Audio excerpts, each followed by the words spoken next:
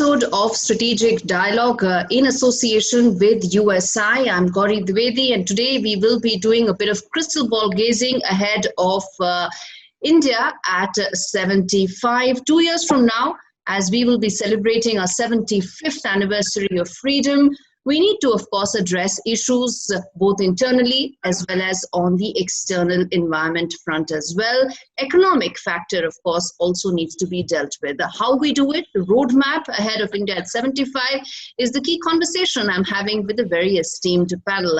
Good evening to all of you. Thank you so much for taking out the time. Thank you. Major General B.K. Sharma, Director USI, Brigadier Dahiya, Council Member USI Foundation, Mr. Sanjaya Baru, Distinguished Fellow USI, as well as Professor Nalapat, Editorial Director of the Sunday Guardian. As we talk about both the geopolitical factors, the internal security issues, and of course how to deal with a slowing economy, General Sharma, let me start with you, sir.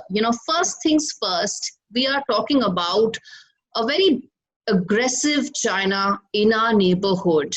And 2 years from now, if we want to set the roadmap, so to say, the first thing we'll have to, of course, address is how do we deal with our immediate neighborhood with a very belligerent Beijing, if I may say so. Well, I would say that we had devised a very innovative neighborhood first policy. And there were lot of deliverables who were put on the table. So my guess is that whenever there is a vacuum, a larger power is going to fill that up.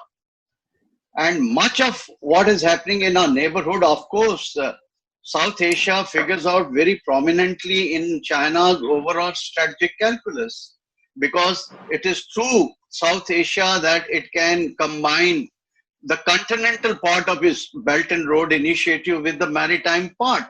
The three economic corridors, China-Pakistan economic corridor, China-Nepal economic corridor, and then China-Myanmar economic corridor will all go into the Indian Ocean. And there are two strategic outposts there.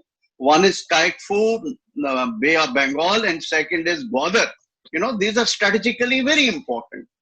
So from that perspective, and about 23 strategic infrastructure projects which it is making in the Indian Ocean region under the garb of a maritime Silk Route. So this was very, very important. Now it was for India to foresee this design and be more proactive and dynamic in balancing China out by delivering on the projects that we had promised to our neighbors. And Mr. Modi started in the right earnest by reaching out to our neighbors and, extending lines of credits and many other projects. But unfortunately, for a variety of reasons, our delivery has been slow, and that is what has given China an opportunity to make a push. Okay. And particularly worrisome from my perspective is, of course, Pakistan is a gone case, because no matter what you do, we will not be able to win it away. But what is happening in Bangladesh, which was very much closely aligned with India, the developments in Bangladesh are not very good. Developments in Nepal have gone against India. I think Sri Lanka is equally worrying. Yeah, Sri Lanka, I would say that the Rajapaksa brothers today are sitting on the fence. Earlier they had made overtures towards China. Right. But India also reached out, and probably they are sitting on the fence, and they will do a very fine balancing act. I just want to make a... Yes, sir. Finish your point. Finish your point. A last point is that Maldives is a success story here. That after they had overtly moved into the Chinese orbit, the new regime there has again moved by that India First policy, and now we have a fresh window of opportunity to reclaim our space there. Professor Nalapat, let me bring you in, sir, and then I want to get in Mr. Baru as well on all that we wish to achieve in the last 6 years. the gaps that have been exposed, and how more than that is now being filled by Beijing? Well, I'd like to say that, there's been a lot of talk in the past about how a stable Pakistan is in India's interest, quote unquote.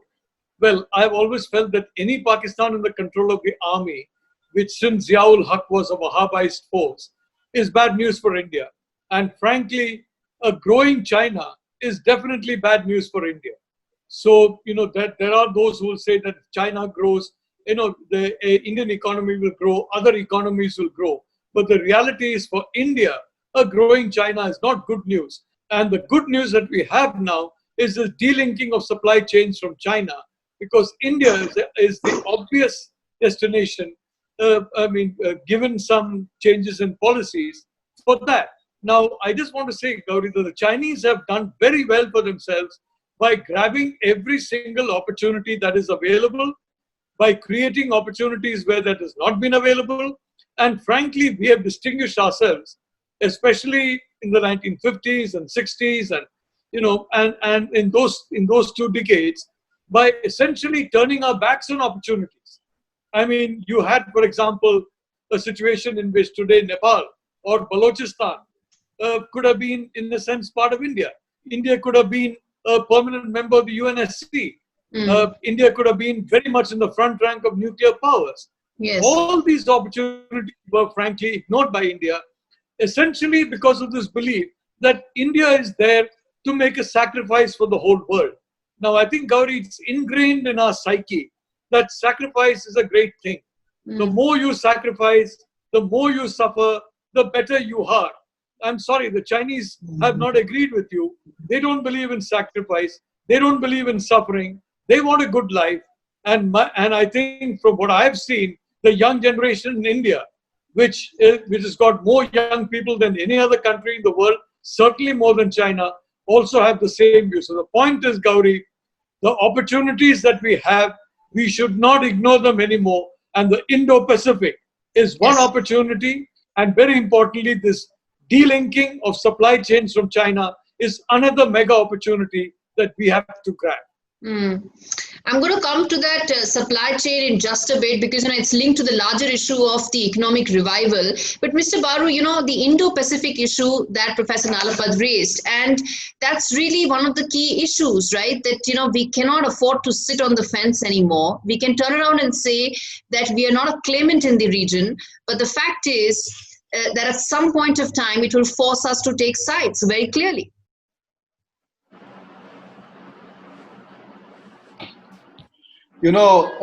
This discussion, like so many discussions, begins at the wrong end.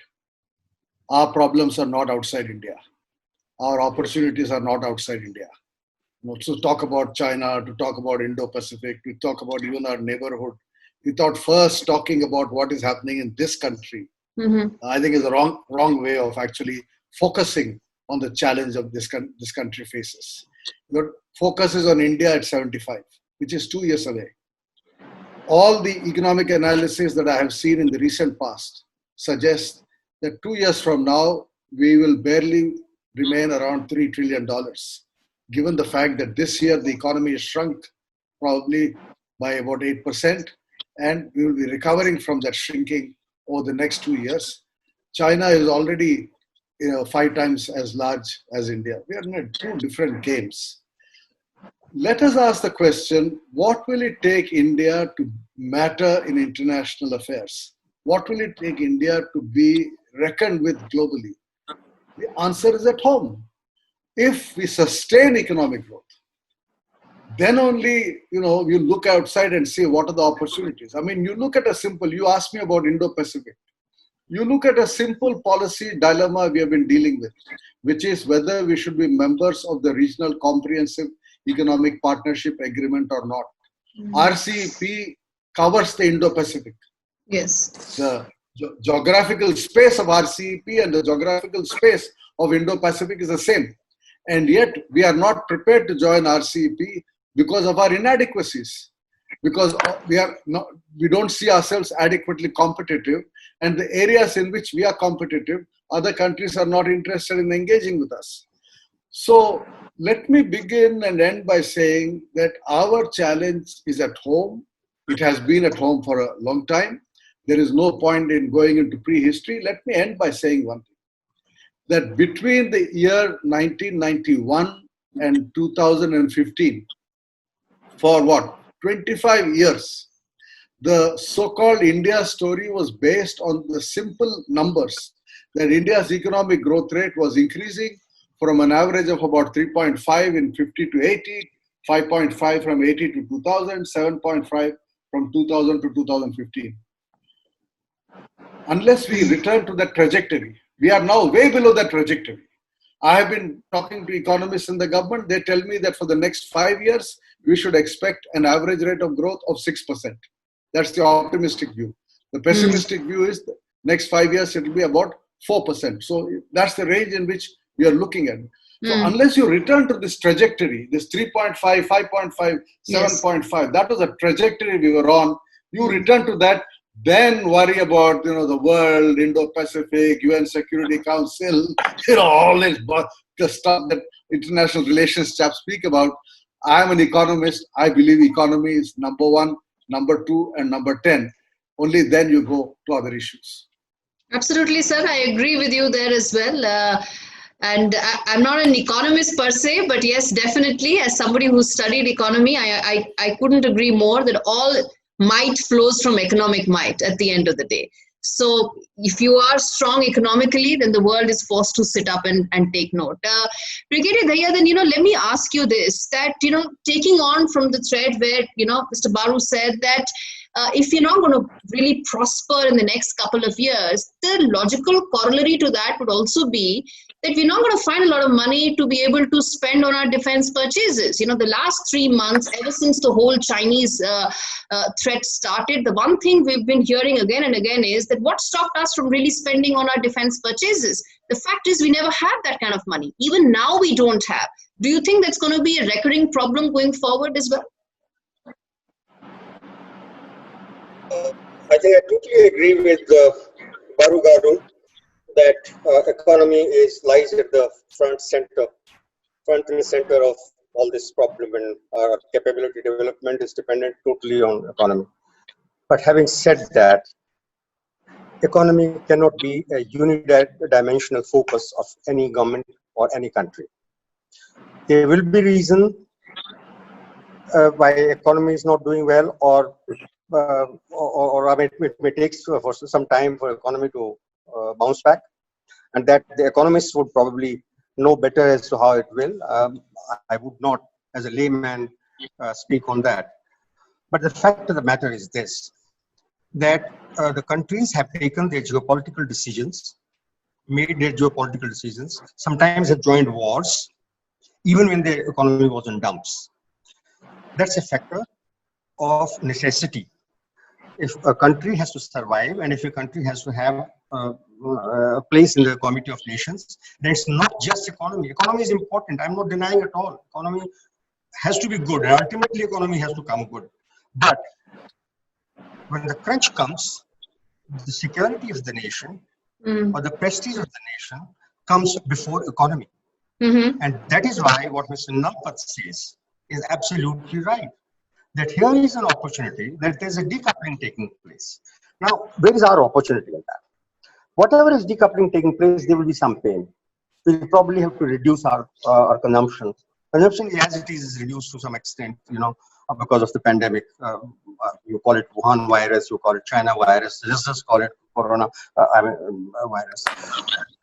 The fact of the matter is that we should be able to, at this particular time, make maximum use of the decoupling that is taking place from China. Try and be part of the supply chain, and remind you of one thing, that it is India can't take a free ride over others taking pain, and India is having a free time. The problem today is more with us. Many people are cautioning us, don't become a frontline state in the new Cold War. But the fact of the matter is, for us, it's an existential crisis that China has thrown at us, and will continue to throw at us as long as it grows at the rate that it is. I only hope with the decoupling that is going to take place, in which China itself is going to be affected sooner or later, The figures coming out from there, maybe because of any reasons, maybe because of false figures or anything like that. I don't believe that China is going to remain unscathed from this. And the decoupling might not just take place in 6 months' time. It may take 2 years. It may take 4 years. Right. But I think this is also the time we have to take hard decisions. And I totally agree with Mr. Nalapat when he says that we have to take a call now. And the time of being squeamish, the time when we thought that China Right. Okay. Okay. All right. I think. All right. Okay. You know that. Let me ask this to both Professor Nalapat and Mr. Baru about the issue of, how can we really address the issue of stagnating economy and the massive challenge of job losses that stares us right now. Mr. Baru, to you first, sir. Well, for example, you're talking about supply chains, which is to bring in foreign investment into India. We have opened the doors. We opened the doors for foreign investment. Why is it not coming?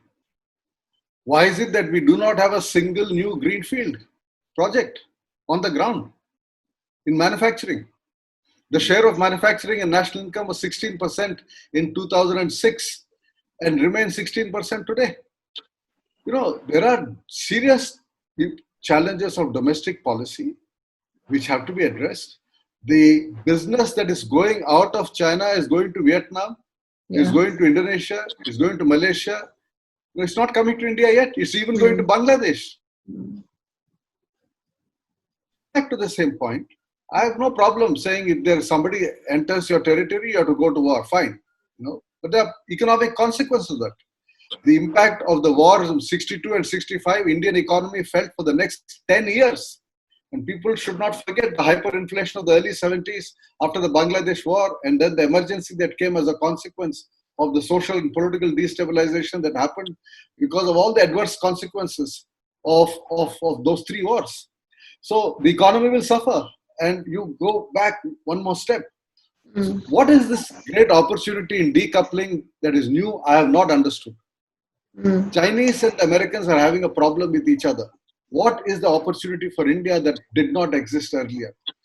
India's problems are at home to increase manufacturing. You talked about job losses. Yes. In media, people are losing jobs. I know dozens of young people have lost jobs. And Yes. You are in a serious economic crisis, not because the world has pushed you into this crisis, because there is a domestic, stagnation. Demand is not picking up. People are holding back on money. There is increased uncertainty because of COVID. Yes. So I think we have a serious domestic economic challenge which needs to be first addressed. And once we address that challenge, whatever the opportunities the world presents us, we will be able to take advantage of it. Nalapat sir, you want to add on the front as far as economy, which really is a serious challenge right now? Well, Gaurie, I only, Sanjay is absolutely right. We need a high rate of growth. And I think some of us have been shouting ourselves hoarse that you need double-digit growth for a century. For at least a tenth of a century, if you want to really do a lot of social justice. About RCEP, frankly, I'm not convinced, because we have bilateral trade deals with almost all the countries who are part of RCEP, barring China. And if China were playing fair, it's a different matter. But we have seen in WTO, China does not play fair. So they'll use RCEP to further come into India. And if I may remind everybody here, the reality is that many Indian businesses have found it's a very easy thing to basically become importers, import agents for Chinese products into India. They have demolished home competition. They have demolished local alternatives. And they are making a lot of money. And the Chinese are making even more money. So frankly, RCEP, in my view, there's only one country that's very, very interested in RCEP, and that is not India, but China. Secondly, yes, I agree. Frankly, we should be concerned with ourselves. India first, as Sanjay very correctly, implies. But the reality is we're living in a global world, and we can't ignore that. So I again go back to what some of us have been saying for a long time about minimum government and maximum governance that the Prime Minister has talked about. In India, in the system, and Sanjay has been part of the government system, he knows from the inside, every file goes through about 10, 12 different Yes. layers. And frankly, if you're a foreign competitor or if you're somebody who's not very proficient, you can derail a good Indian competitor by entering any one of those layers and creating a problem. Yes. Then, of course, frankly, we have some of the best judges in the world, and they're extremely hardworking. But also the reality is that the Indian judicial system is so wide open, anyone can use it to ensure that, again, projects are held up for a long Yes. period of time. Yes. I want to remind you, Gaurie, that yes, Sanjay is absolutely right. We must have growth. There are some more than 300 to 350 million young Indians. And if we don't provide them jobs, things are going to be a little difficult in India. I agree, frankly, that since about 2011, I would like to say, Yes. the situation in India economically has not been very good. But I think the replies to that are, when I talk about using opportunity, it's also an opportunity for governance reform. And I again fully endorse Sanjay. Governance reform is at the key to progress and prosperity in India. Absolutely. And now, taking a view of some of the other issues back home itself, which is where I want to get in, General Sharma. Sir, your home state and now the home UT of Jammu Kashmir. 2 years from now, if we look, it's going to be 3 years as far as abrogation of Article 370 is concerned. Hopefully, there'll be a clarity as far as delimitation is concerned. And, some of the other issues. When you talk about internal matters apart from economy, there is also the internal security factor. Do you think a roadmap there has to now be established? Yes, I have always said that, J&K is extremely important from the strategic security point of view. And unfortunately, we've always looked at it as political mathematics and dealt with the J&K state from political expediency and not as a national security issue. Now, post 370, let me give you some inputs. While outwardly people may make a lot of noise, but internally the people have reconciled to a new normal. That Article 370 is there to stay, and similarly, Domicile Act and Delimitation Act may be emotive, but they have become secondary issues there. The primary issue there is of sustainable security, and again, there has been a dip in infiltration. And presently, you have very few residual terrorists there, and they are short of weapons and all. But Pakistan's propaganda factory, which has the Maulvis, the school teachers, and certain people within the government establishment, the educated middle class, that is very much intact there. But the big bugbear there is today, there are two bugbears. One is misgovernance and second is corruption. In misgovernance, we've not been able to, reboot the administration there, and there is a disconnect between the administration and the people there. That's a very big problem, and people have been complaining about, overbearing and highly demanding and corrupt bureaucracy, which doesn't understand the psychology of the people. And second is rampant corruption. As it was a very corrupt state, corruption has increased manifold, be it Corona Fund, be it employee insurance or any other schemes. Then, because of Corona, we've not been able to launch some of those projects like Atmanirbhar plan of Prime Minister, those 20,000 crore rupees and all. There have been no visible high impact projects which are there. Unemployment remains what it is. So from my point of view, in next 2 years, what is most important is good governance and extremely good delivery of the projects, and the projects like this railroad reaching there by 2020 is one. Then making metro railway system in Jammu and Srinagar, the smart city, employment rallies and engagement with youth is extremely important.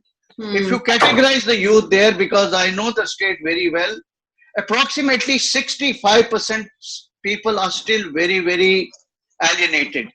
But there are about 25% educated people who have reconciled to the idea of New India and Naya Bharat and Naya Kashmir. Yes. And there are 10% people who have always been pro-India and nationalistic.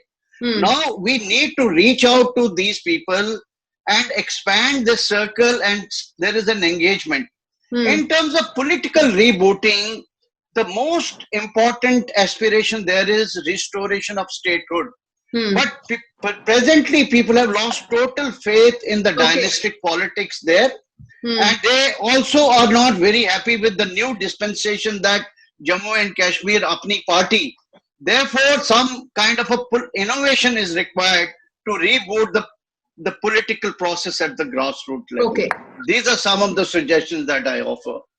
Brigadier Dahiya, then let me ask you, when you talk about internal security, the Northeast is another piece that probably needs some greater focus, especially in the wake of how the Chinese have been dealing with the entire area. All of us are aware that China had a foot in the door a long time back. Thereafter, the overt support has been missing. But we also know that people like Paresh Barua and all have been there in Ruili in China, just across the Myanmarese border. Recent reports also suggest the foreign affairs of NSCNI and Hanshi, their army chief, that some people say they are in Myanmar and others say that they are gone with Paresh Barua. Recently, NSC and Khablang has further split, and one of the groups which had Konyak Semas, led by Nikki Sumi, has further parted ways from them, and Khablang's nephew Tom is the boss there. It is reported that he is now providing support to NSN-IM, which means that NSN-IM cadres can go and make use of the camps of the NSN-K across into the Myanmarese territory, and China may be covertly doing it, they will start overtly doing it in case our standoff with China continues. Is hesitant that in the next 2 years, resolve outstanding problems in the region. Right. Paresh Barua, to my mind, let me start one by one. Paresh Barua, to my mind, will be hardly effective if the political stability continues in Assam. Right. The process was going on very well, but because of the national registers and the CAA, because it affects Assam differently, so because of that, the whole problem again, somehow the progress stalled. I suppose that the elections are coming up next year. Yes. And I think some of these divisive issues will be downplayed. Okay. And Paresh Barua will not be that effective. And I suppose that the Ulfa problem will somehow be sorted out. All right. Okay. Now, as far as Meghalaya is concerned, I think there's a bit of an audio issue with Brigadier Dahiya. As we wrap up, I want to quickly ask 30 seconds to all three of you that, that one big factor that you think we need to do now, the one big reform that is most important. Mr. Baru, starting with you, sir. Crisp answer, please. One big reform. I mean, the government has to start spending money. It has to end this phase of uncertainty. People are not sure what next year would be. There's a lot of uncertainty in the minds of investors, in the minds of consumers, in the minds of employees, in the minds of students. This uncertainty has to end. And it's the responsibility of a government in any modern economy to address this problem of uncertainty. All right. Mr. Nalapat, sir. Briefly, sir. Well, I fully agree with Sanjay on this. And I want to point out that when India became independent, there was a lot of hope. But what did the Prime Minister do? He said, yes, fine, but everything will be directed through the government. And in the government, everything is directed through certain services, which are watertight compartments. I think, Mr. Baru is well aware about how watertight these compartments are. Frankly, it's time for a major thoroughgoing reform of the administration. One, trust the people. Don't allow everything to be done through the needle of the government. Allow people more freedom and give them more rights, give them more empowerment. Yes. And secondly, involve outside people in the different civil services, at least to the extent of a quarter, in my view, half. I mean, you know, when we have a Sanjaya Baru there, Yes. for example, it's a plus. It's not a minus. Absolutely. It improves the system. So I'd like to see thoroughgoing administrative reform, the end of these silos, and the end Yes. of these monopolies. General Sharma, very briefly, sir, that one big decision that you would want the government to take. Yes, it's high time that we make a national security strategy, even if it is in the classified domain. And second is, even our higher defense or security architecture still requires a lot of reforms to build in more synergy and integration, so that, you know, we are able to optimize our comprehensive national power and deal with this Pak-China nexus and other security threats in a more comprehensive manner. All right. Thank you so much, gentlemen. There was a lot of ground to cover, but we managed at least to address most of the challenges. Now, as they say, proof of the pudding lies only when you eat it. So it really remains to be seen as to how many of these challenges and the roadmap that all of you have identified is actually adhered to, and those changes are implemented. Thanks much for joining in this very special conversation.